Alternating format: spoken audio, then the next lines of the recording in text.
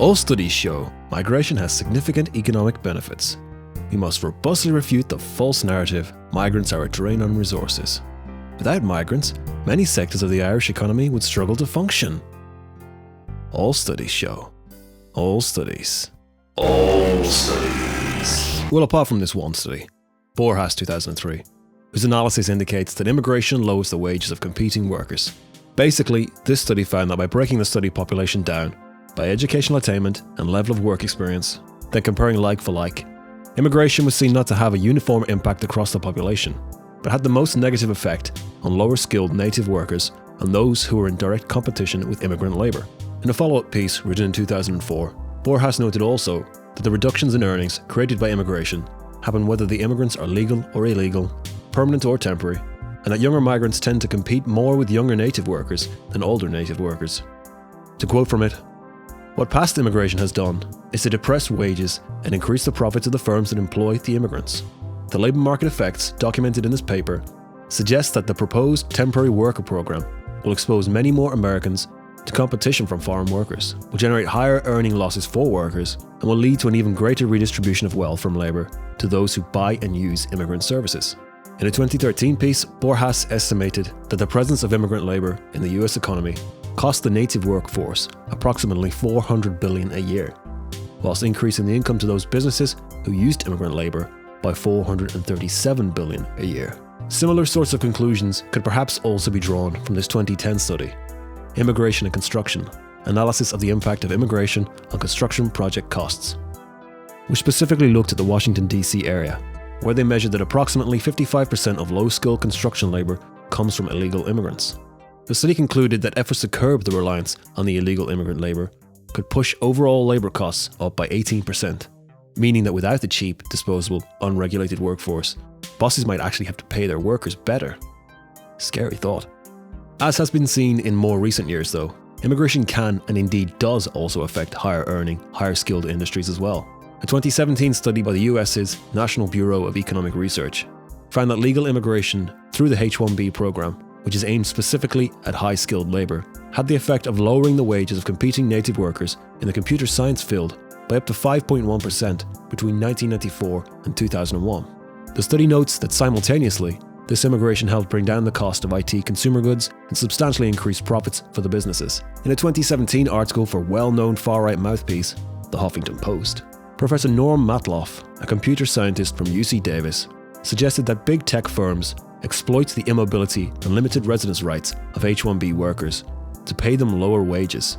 Citing a congressional report, Matloff's article stated that H-1B workers receive lower wages, less senior job titles, smaller signing bonuses, and smaller pay and compensation increases than will be typical for the work they actually did.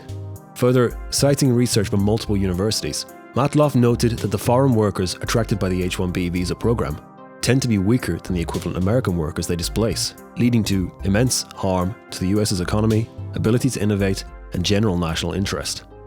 Okay, but all these studies are focused on the USA. In Europe, surely it's a different experience with immigration, right? Similar to the findings of many studies on the American experience, Oxford University's Migration Observatory concludes that most studies pin migration as making a very minimal positive net contribution to the UK. Whilst there is no unified agreed way to measure the net fiscal impact of immigrants compared to natives, the Migration Observatory notes that the contributions made to the UK economy seems to vary quite considerably across different groups of migrants. To quote, "Studies consistently find that the net fiscal contribution of the current population of EU 15 migrants, which are the Western European states that were members before 2004, is positive, while that of non-European Economic Area migrants is negative. In contrast, the fiscal contribution of EU 10 migrants, the mostly Eastern European, post-2004 EU accession states, is contested, with some assumptions giving positive results and others negative results. These conclusions are reflected in other studies, such as in a 2014 report for the Centre for Research and Analysis of Migration. Separate studies from Denmark and the Netherlands that broke down immigrant groups into Western and non-Western categories both found that non-Western migrants were a net fiscal cost to their respective societies rather than contributors. Somewhat similarly, a 2014 paper found that in Norway, migrants from high-income countries tended to have outcomes similar to natives. However, migrants from low-income countries tended to, over the course of time, have lower employment rates and higher usage of social welfare systems. A 2003 study of EU countries concluded that the addition of 100 migrants to the workforce leads to 83 job losses for native workers, particularly in states with high protections for local workers, who may not be as easy to dismiss as foreign workers. A 2013 study from France showed that despite that country's rigid laws governing wages, non-naturalized immigrant workers were more likely to accept longer hours, more painful conditions, and lower wages, often because they have little choice but to accept such conditions. This in turn leads employers to often replace native workers with immigrant workers, who they can treat more poorly. Studies from the UK also show that many immigrant groups tend towards lower paying work, even when they possess relatively high levels of education from their home countries, meaning that much of the skills they bring are often being underutilised. A somewhat cautious 2008 UK House of Lords report noted the possibility that immigration could affect employment opportunities for young people and may negatively affect the government's willingness to invest in training and apprenticeships for its own citizens. The report also concluded, in the short term, immigration creates winners and losers in economic terms. The biggest winners include immigrants and their employers in the UK. Consumers may also benefit from immigration through lower prices. The losers are likely to include those employed in low-paid jobs and directly competing with new immigrant workers. In a similar vein, a UK Home Office report from 2010 acknowledged that migration is more likely to increase wages at the top of the distribution and reduce wages at the bottom of the distribution. Consequently, migration may have caused the pay distribution to become more unequal than it otherwise would have been. In plain language, the rich got richer, the poor got poorer. One notable area in which immigration has affected the UK job market is in nursing, where the case is often made that immigrants are doing jobs that natives won't do, and that without migrant workers, the healthcare service would cease to function. But to quote from a 2004 paper by David Coleman and Robert Rowthorne, the problem in the end boils down to wages and conditions. As the OECD noted with respect to nursing, the problem is not so much a shortage of nurses as a shortage of nurses willing to work under the conditions being offered to them. When employers in the south of England say that they cannot get workers to perform menial tasks, what they often mean is that UK local workers will not accept or stay in jobs at the kind of wages and conditions that they are offering. In this case, the problem is not an absolute shortage of labour, but a shortage of cheap labour. Alright, so that's Europe quite generally, but the original tweet quoted was in reference to Ireland. What's the story there? Unfortunately, the information for Ireland is perhaps not as extensive as with other countries. One study that was based on a similar methodology to that used by Borjas, mentioned earlier in this video, found apparently contradictory results. Depending on how the data was broken down, it was possible for the study's authors to find both evidence that immigration had a negative effect on the wages of low earners, and that it had the opposite effect.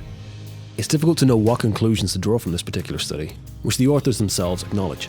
Perhaps Ireland's economy in the years they studied was unusual. Perhaps there are factors involved that this approach misses.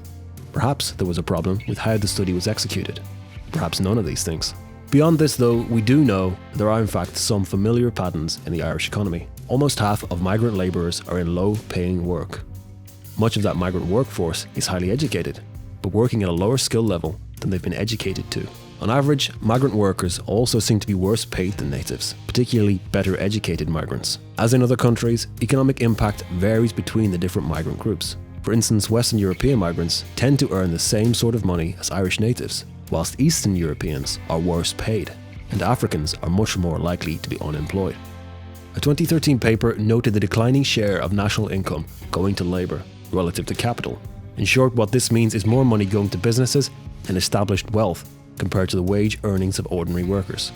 Amongst a wide range of likely factors negatively affecting this, the paper's authors included the effects of immigration on wage inequality.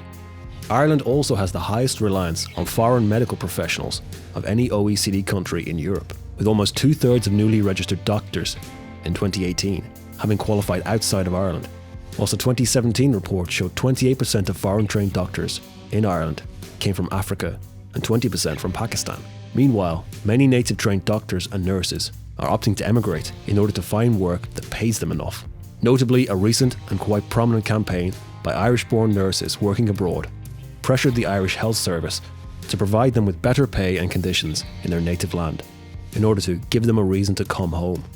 Although some acknowledgement has been made by academics of the potential pitfalls of immigration for the native working populace, One might say a general ideological commitment to immigration appears to persist throughout Irish academia, much as it does the Irish political and financial establishment, the latter of which are much less shy than others about stating the effects of immigration on wages. A recent report from the Irish Central Bank candidly noted that immigration to Ireland prior to the economic crash of 2008 had a wage dampening effect, whilst noting also that net immigration drives up rent and house prices, a major social problem in Ireland at present. The report also suggests that Ireland might currently need more migration to drive down wages if it is to avoid overheating in the economy. To summarise, although it seems common for people to focus on the net benefits of immigration to the economy, it's debatable how useful it really is to look at things in those terms. Whilst it's certainly useful for businesses and research innovation to have an easy inflow of highly skilled people, the reality is that not all types of immigration are the same, and the effects of immigration are not felt uniformly across society. The oft-heard case also that Western economies need immigration to fill jobs natives won't do has questionable merit, and in some cases can be demonstrated as untrue. Further, immigration may lead to native workers, particularly younger workers, being underutilised at their skill level and undertrained for the actual workforce, and in some cases feeling the need to emigrate to find suitable work. Calculating the full cost of immigration can be difficult. For example, which portions of state expenditure to account to the pre-existing population or the newly arrived, the costs of integrating people from new cultures, the need to expand all manner of infrastructure that results from a growing population, the possible effects on social cohesion, the cost of living, i.e. rent and housing, and so on, weighted against the potential benefits gained from new innovations, new businesses, etc. What is a little more clear-cut is who particularly benefits from having immigration. Who, in the main, profits directly from immigration? Big businesses and those who are already wealthy. Professor Borjas, who was mentioned near the very start of this video, summarized it thusly. Immigration basically hurts people who compete with immigrants, and people who use immigrants, whether they be employers or consumers or upper middle class Californians who have a gardener and a maid and so on, those are the people who gain from immigration. So it's really the redistribution of wealth at heart. When you think of it that way, you understand the political dynamics of this much better. This video was focused almost entirely on the economic aspects of immigration and left out any cultural, political or other concerns that surround it. Whilst that was very deliberate, I feel I should close out with a more general criticism of thinking only in those terms. While studies can be found that conclude immigration can bring a net fiscal benefit, even if it's often only very minimal, if immigration was in fact profitable, is it really actually worth it? As we've seen, it's more important to ask who benefits than to look at it in aggregate. But it's important also to ask why economic growth is such an all-consuming concern of our modern culture. Our society's near religious devotion to ensuring an ever-expanding GDP, even if it's at the expense of our communities, our environment, our culture, etc., is actually quite a poisonous worldview. In the words of the author Edward Abbey, growth for the sake of growth is the ideology of the cancer cell. In the future, I hope to focus a little more on discussing the consequences of our modern world on our societies, our mindset, and our environment. But I've shown here that even on the terms we're supposed to value things, the claims often made to justify the way things are actually far less clear-cut than they would have you think. If you enjoyed this video, please remember to like, share and subscribe. And click the bell icon on YouTube to make sure you get notifications.